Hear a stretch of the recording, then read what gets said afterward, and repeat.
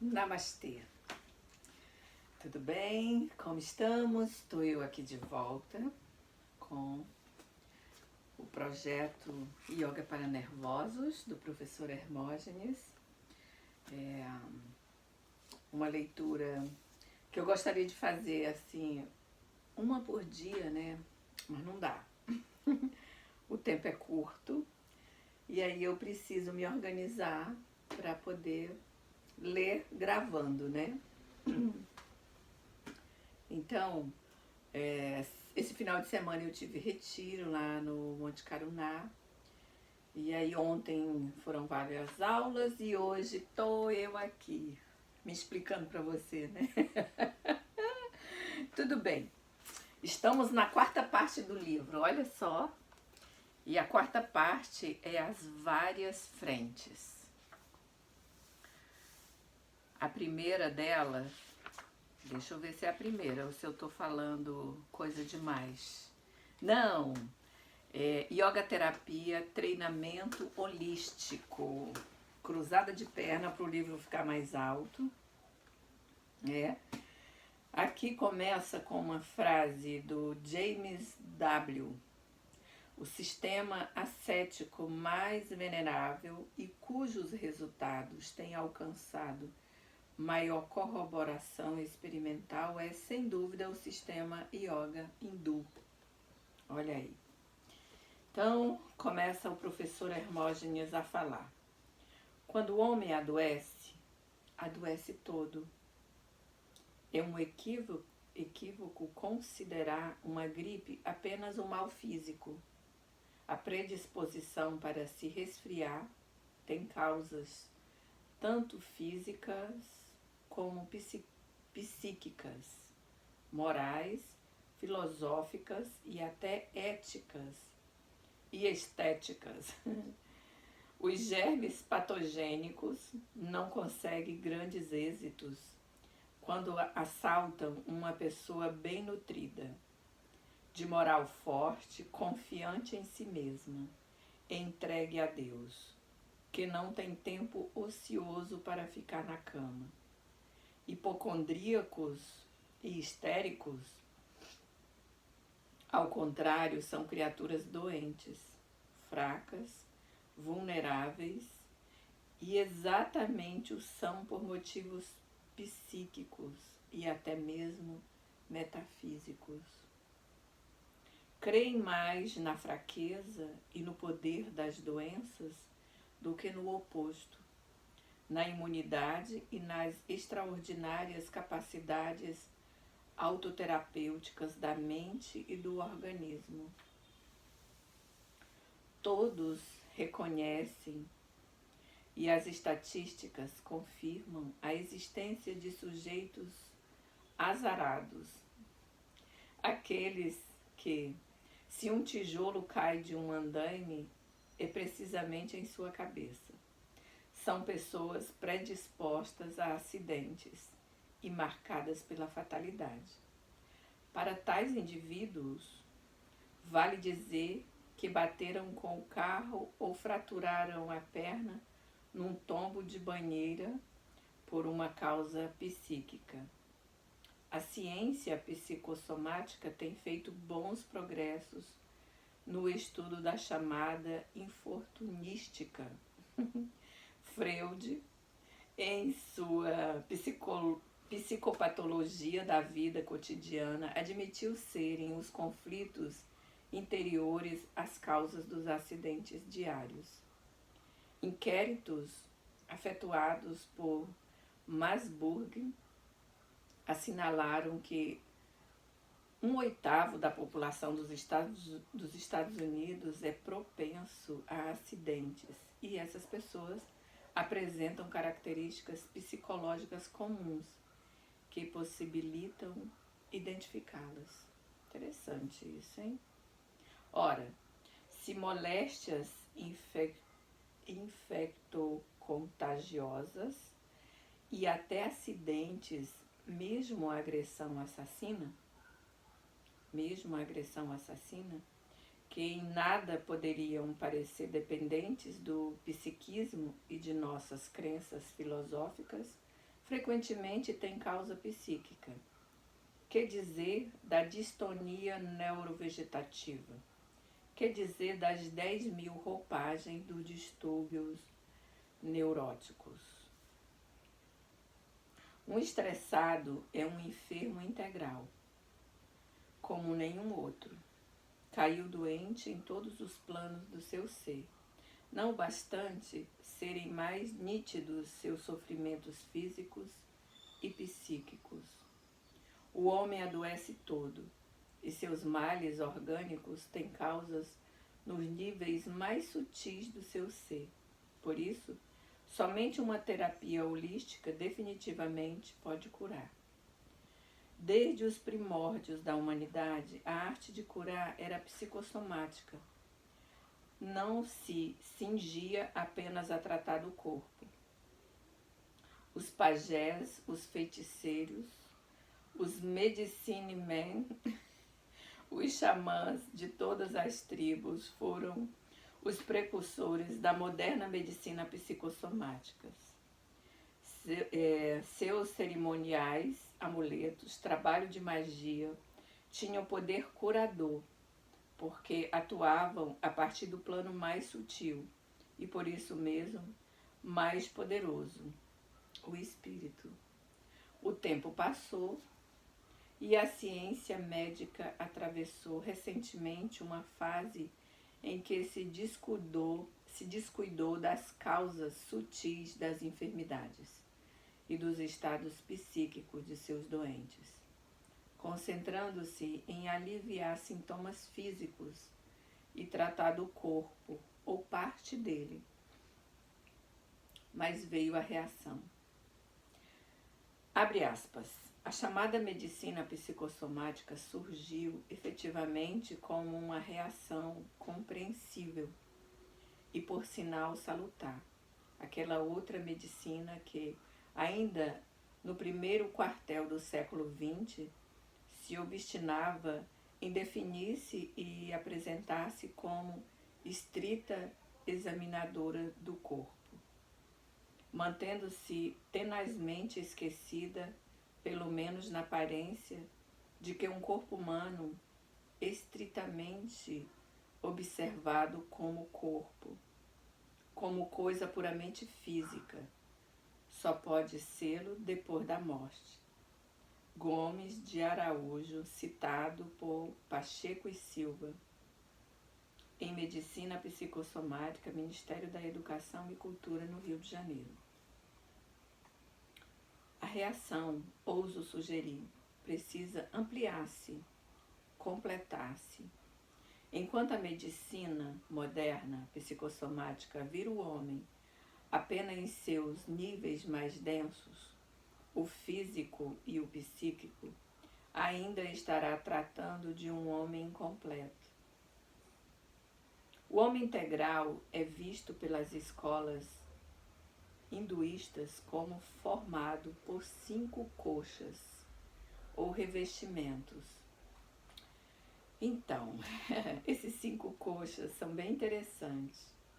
Anamaya Coxa, Pranamaya Coxa, são camadas que o corpo tem, revestimento, né? Como se o corpo fosse uma cebola com várias camadas, né? Em que se trata um e a outra camada não é tratada. 5 coxas ou revestimentos, que vão se quintessenciando a partir do corpo físico até atingir o mais sutil, onde não há nada de material e concreto, formal e pessoal, que é o plano da mais pura bem-aventurança. Entre o físico e o mental, como intermediário, há o fascinante organismo energético. É aí que ficam os chakras, né? Formado de prana, ou bioenergia, que dá vitalidade ao corpo orgânico, sendo o élen dimizante de cada função orgânica. Acima do plano propriamente mental, há um plano metafísico, que é o da intuição filosófica. Nosso corpo mais denso, isto é, o organismo físico, não passa de um agregado de matéria formado exatamente pelos alimentos que consumimos. Eita, isso aqui é bem sério, hein? Que material você está construindo aí o seu corpo? Pois é. Um cadáver é este agregado de material tirado dos alimentos, no qual os órgãos não trabalham por falta do élen dinamizante, isto é, do prana. Por isso mesmo, o prana é a própria vida. Entre aspas, do pó da terra formou Deus, Jeová, ao homem, e soprou-lhe nas narinas o fôlego da vida. E o homem se tornou um ser vivente. Gênesis capítulo 2, versículo 7. É assim que a Bíblia descreve a gênese do homem em seus planos mais densos.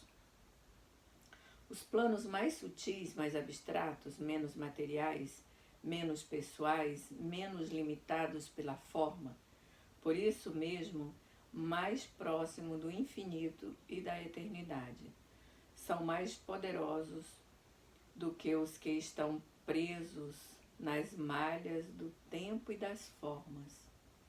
Do mesmo jeito que a fissão nuclear desprende energia incomparavelmente superior à liberada pelos fenômenos eletrônicos e estes, por sua vez, maior do que a dos motores a vapor. As energias espirituais são incomparavelmente superiores às mentais, e estas, por sua vez, às físicas. Dito isso, pode-se compreender porque uma mudança fundamental de orientação espiritual ou filosófica da nossa vida tem o fantástico poder de harmonizar e limpar a mente, bem como restaurar a normalidade orgânica com a conquista de uma saúde melhor. Se a medicina continua apenas psicossomática, estará se privando e a seus pacientes das maiores possibilidades de cura e de transformações libertadoras.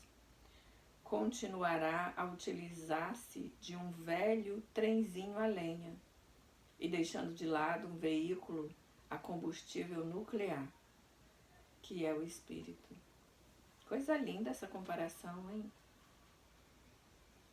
A yoga terapia no tratamento dos nervos e em qualquer tratamento não movimenta apenas os poderes, as energias e as leis do corpo, mas também e muito mais os do prana, da mente, da sabedoria e da bem-aventurança, que são presentes, embora imperceptíveis, em todo homem.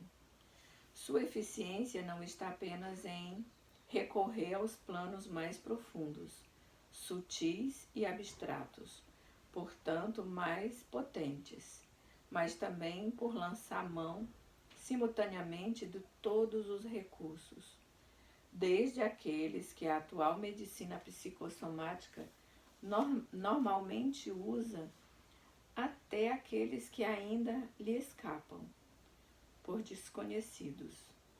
É terapia integral holística, uma conquista multifrontal da saúde.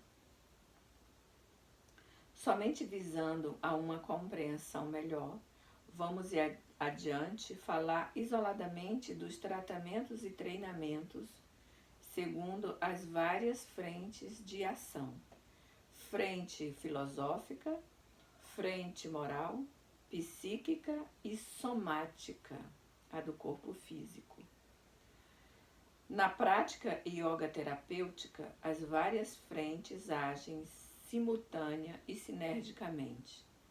São coexistentes, interpenetradas e cooperantes. Agem sinergicamente, uma completando e ajudando a outra. Dependendo do doente, o treinamento deve dar inicialmente mais ênfase a uma delas, mas simultaneamente não deixa de acionar as demais. Um pensador, por exemplo, reagirá mais rápida e seguramente se conseguir mudar suas convicções mais profundas e metafísicas, se alcançar uma mais lúdica cosmovisão. Diz-se em yoga, se assumir divinos bhavanas. Os bhavanas são a concepção metafísica. Se era antes um ateu e depois realiza uma vivência intuitiva da divindade onipresente, miraculosamente se liberta e conquista não só a saúde, mas a bem-aventurança.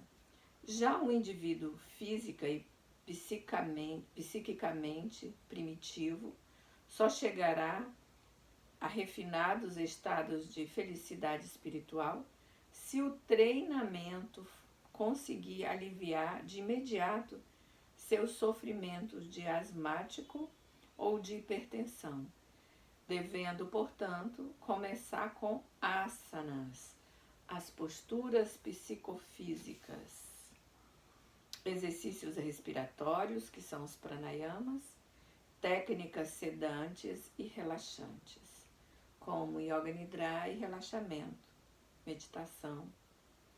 Consideremos cada uma das frentes de ação yoga terapêutica. Muito bem, chegamos na frente filosófica e ela também começa com uma frase. Todos os sistemas filosóficos que concorrem para ordenar as ideias, desenvolver a lógica e estabelecer disciplina nas ações constituem formas de psicoterapia de real valor. Essa frase, Pacheco e Silva, Medicina Psicossomática. Muito bem. Começa a professora Hermógenes a falar. Há psicólogos e filósofos que veem nossa vida como um permanente nascer. A cada instante estamos nascendo de nós mesmos. Psicólogos e neurofisiologistas conseguiram provar que o parto, contrariamente ao que todos afirmavam, não é obrigatória e normalmente doloroso. E ensinaram atitudes e técnicas psicofísicas para um parto sem dor, que, como se sabe, assim é exatamente por aliviar a parturiente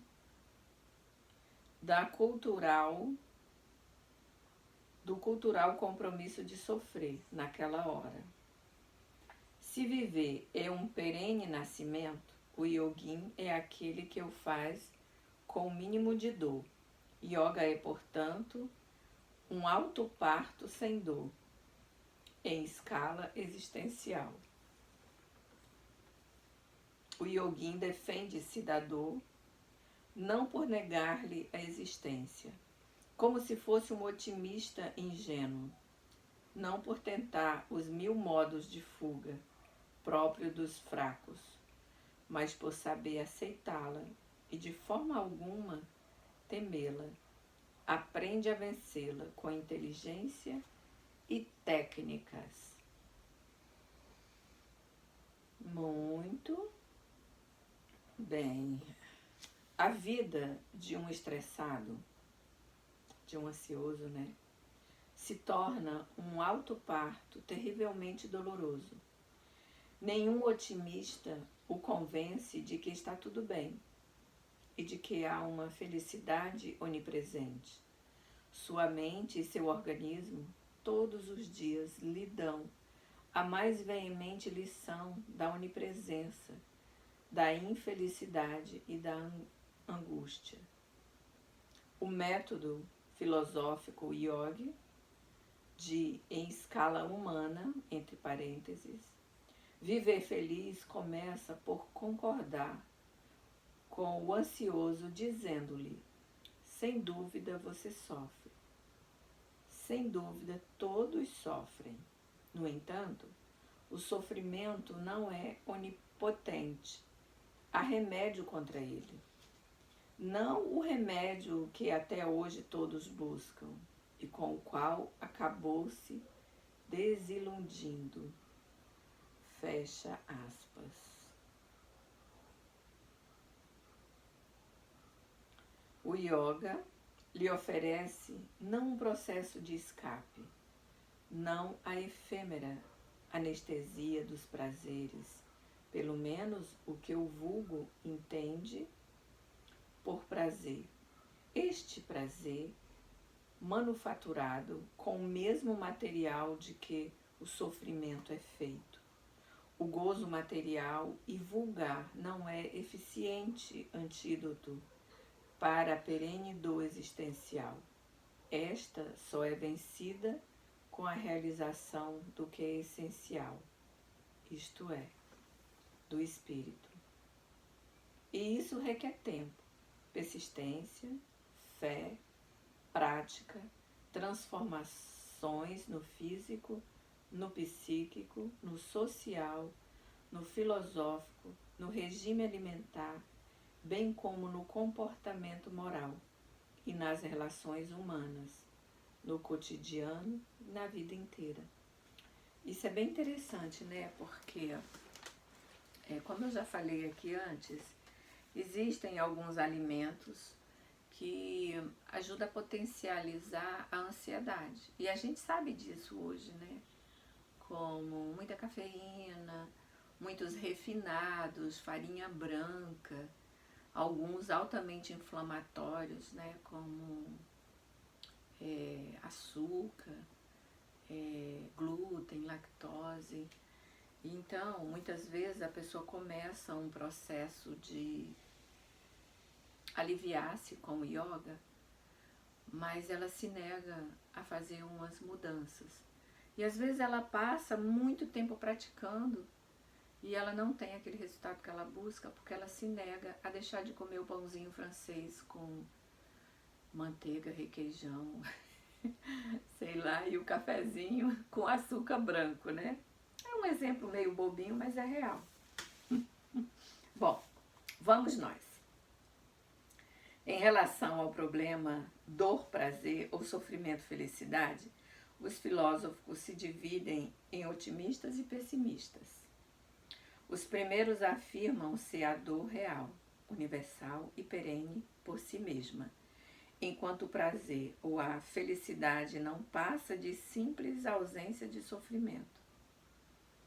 Os otimistas, ao contrário, acham ser a dor tão somente a falta da felicidade, tal como a sombra, que só existe quando e onde falta a luz.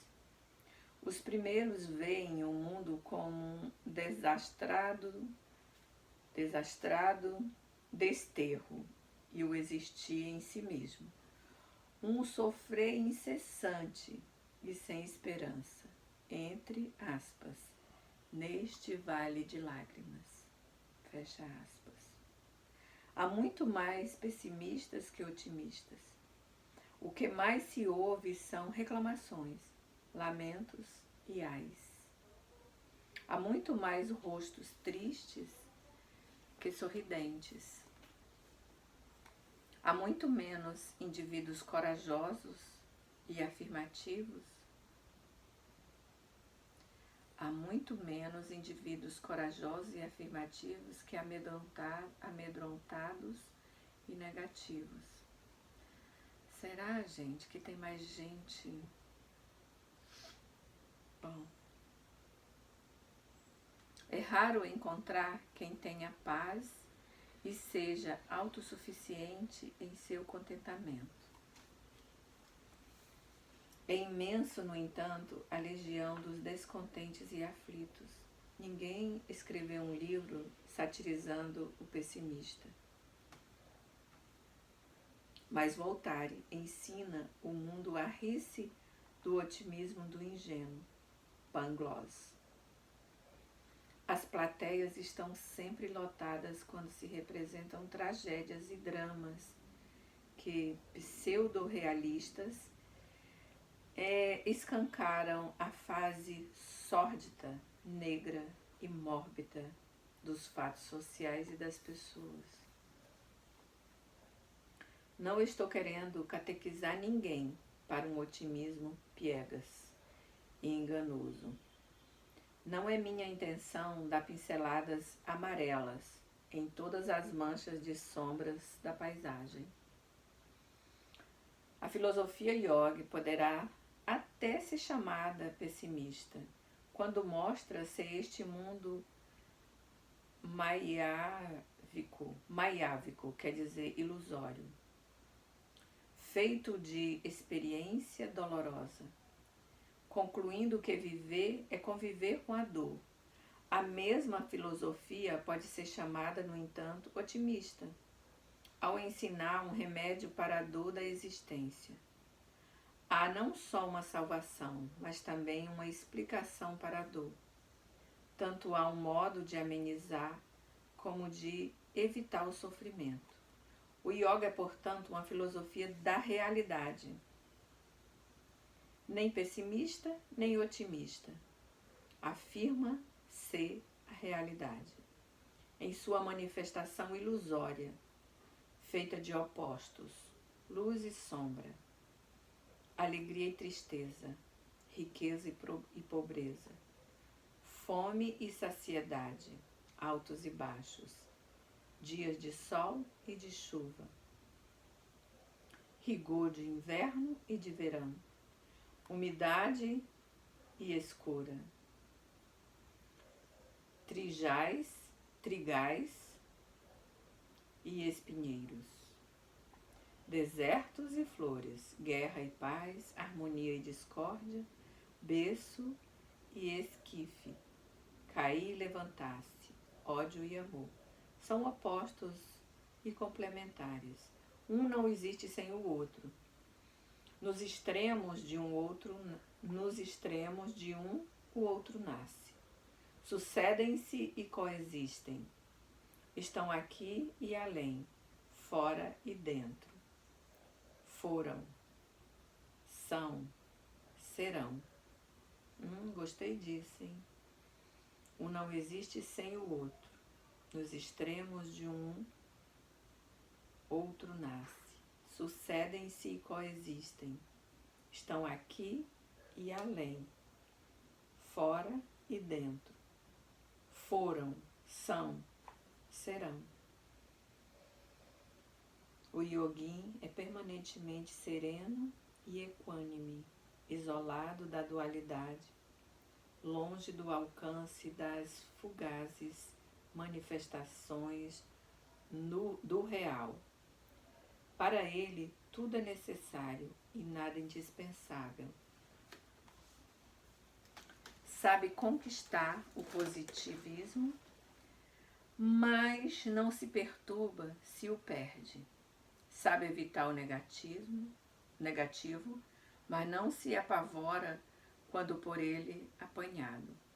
Sabe gozar o dia quente e aproveitar a noite de chuva. O yogin vê na dor não ameaça ou desgraça, mas um desafio ao próprio crescimento, à evolução. A angústia, este privilégio do bicho-homem, não é infelicidade em si, senão à medida que o angustiado, por ignorância e autopiedade, enfrenta-a em mísero estado de medo e infelicidade.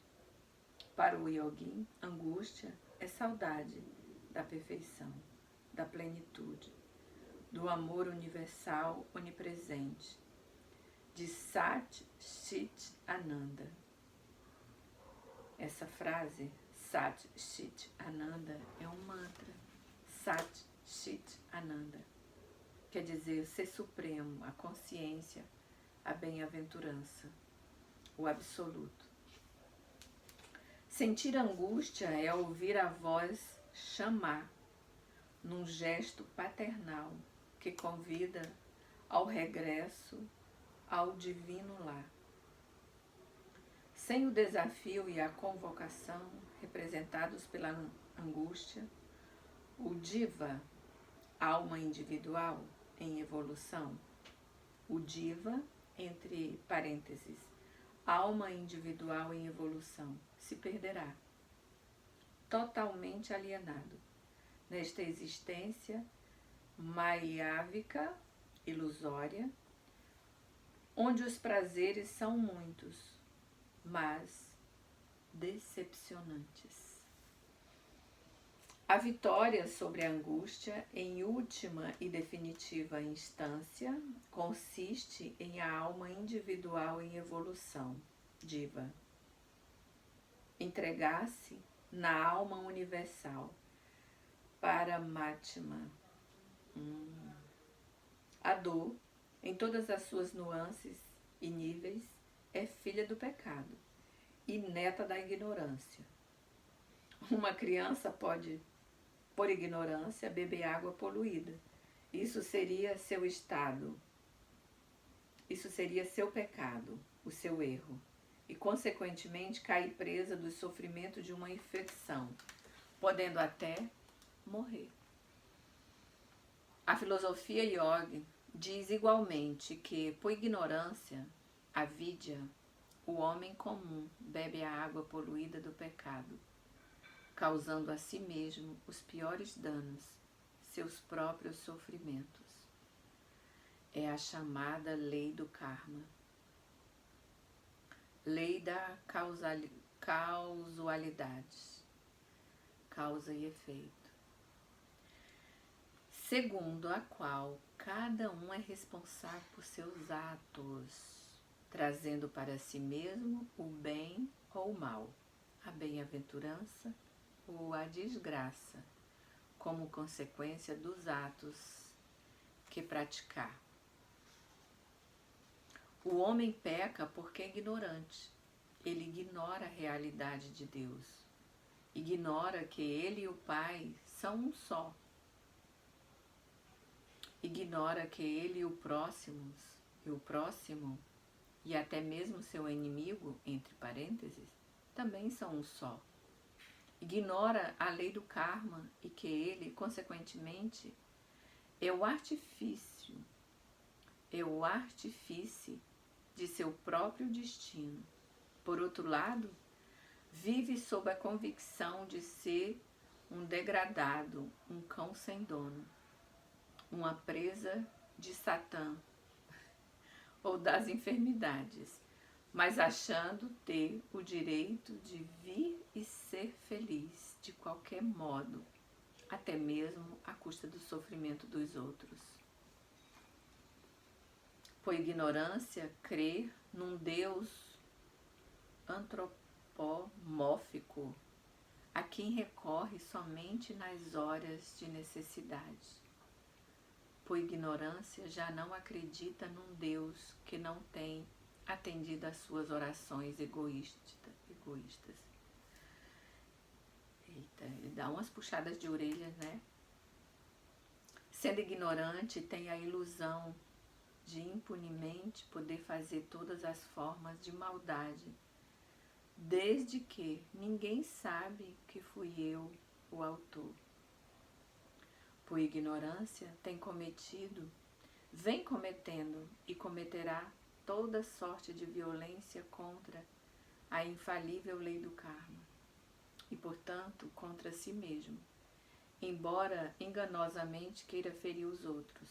Por ignorância, cria para si mesmo as algemas de seus distúrbios neuróticos, ansiosos e os desprezos de sua alienação. A filosofia do Yogin desenvolve no Diva a inteligência viveka, que o faz rei da criação, que lhe faculta optar por ser bom ou ser mal, pelo viver enfermo ou sadio, pelo efêmero ou pelo eterno, dedicar-se às coisas finitas ou ao infinito, dar-lhe sabedoria, vidya, com a qual pode algum dia vir a deslumbrar-se na contemplação do absoluto e então compreender em toda a plenitude a promessa, entre aspas, conhecereis a verdade e a verdade vos libertará. A isso é que poderíamos chamar vidya terapia, ou a cura pela sabedoria, no Ocidente, logoterapia. Yogoterapia, acho que é yoga, é um I maiúsculo, parece um L, eu acho, tá? No Ocidente, yogoterapia, acho que é assim. Estudando, meditando sobre e vivenciando no cotidiano e em toda a vida a libertadora Yoga Brahma Vidya, ciência sintética do absoluto. Cada um de nós vai podendo evitar erros e consequentes sofrimentos. Ao mesmo tempo, saber das consequências kármicas de seus pensamentos, desejos e ações. O yogin trata de semear na mente, no corpo e para o futuro as sementes próprias à colheita de paz, de alegria, de serenidade, saúde, vitória, resistência, conhecendo os princípios universais que explicam e regem o particular, o yogin, consequentemente, com naturalidade e sem sacrifícios.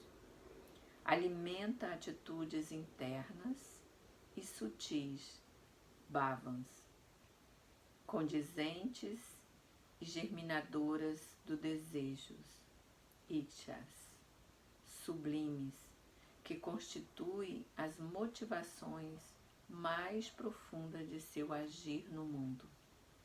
Daí, desse conhecimento e vivência metafísica, só pode, portanto, resultar a moral mais divinizante e mais libertadora, exatamente por ser natural. O principal bhavana, verdade metafísica do yoga, diz ao homem que, em vez de ser um degradado ou degradado, degradado duas vezes? Em vez de ser um degradado ou degradado, degradado ou degradado, um verme rastejante no lodaçal do pecado. É, essencialmente, partícula do uno, sem um segundo, do absoluto, do infinito e da eternidade. O yogin diz para si mesmo, Ram Sa, Ram Sa, eu sou ele, o absoluto, e a seu próximo, Tat Tuam Asi, tu és aquilo, o absoluto. A metafísica yogi desinteressa-se pela consideração do pecado. Não incute no homem que é pecador. Não se ocupa em falar sobre o mal. Ensina o caminho do bem. Não fala de castigos ao malvado. Anuncia a promessa de libertação àquele que sofre. Bom, aqui começa a frente psíquica, mas esse nosso vídeo já tem 40 minutos. Deixa eu ver se é longo, um pouquinho longo. Eu vou gravar em outro momento. Mesmo porque tá quase hora da aula das 18. Eu tô gravando aqui, já pronta para dar aula. Daqui a pouco os alunos chegam. E teve uma vez que eu estava gravando e já tocou o interfone, então eu vou finalizar antes que isso aconteça.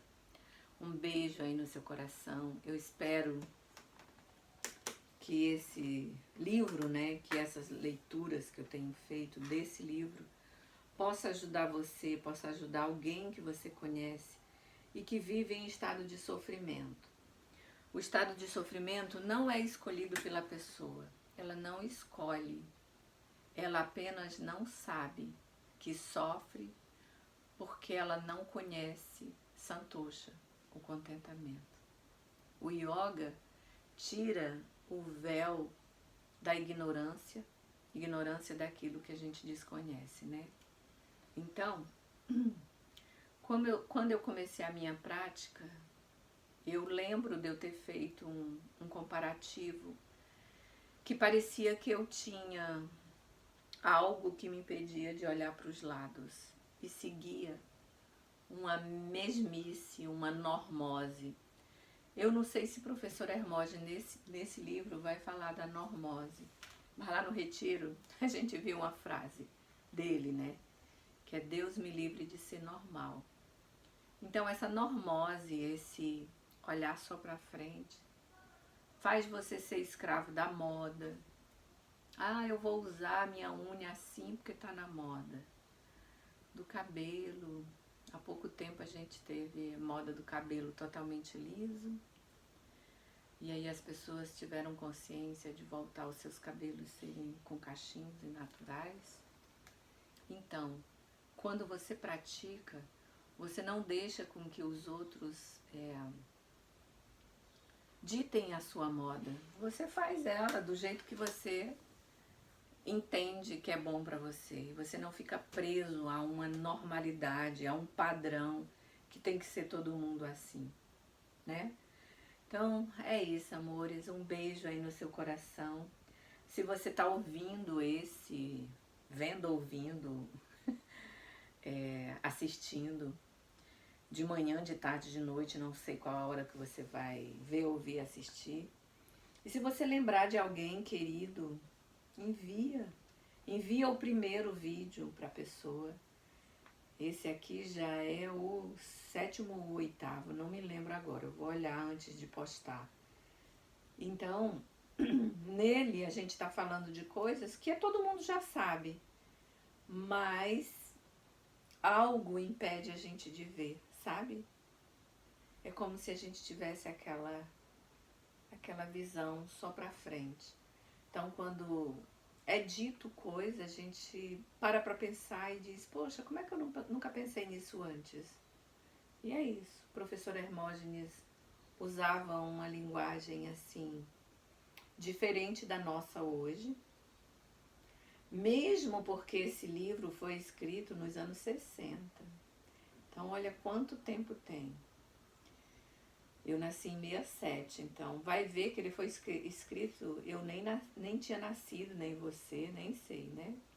Mas é isso. E mesmo tirando esse jeito de falar diferente que ele tinha pra gente hoje, do nosso padrão hoje, é muito atual tudo que é dito.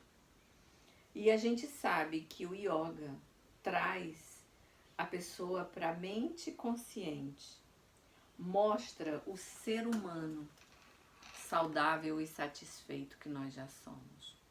Às vezes a gente está insatisfeito por uma situação porque a gente desconhece algo que nos mostre que existe uma satisfação plena na vida. A gente apenas não tomou consciência dessa satisfação. Não sei se eu estou falando demais, se eu estou falando bobagem, mas é o que eu penso. Ok? Um beijo enorme aí no seu coração. Olha, um coração em cima do outro. Namastê. Com muito carinho. Comenta aí o que você está achando. Fala comigo aqui nesses vídeos, tá bem? Até já. Namastê.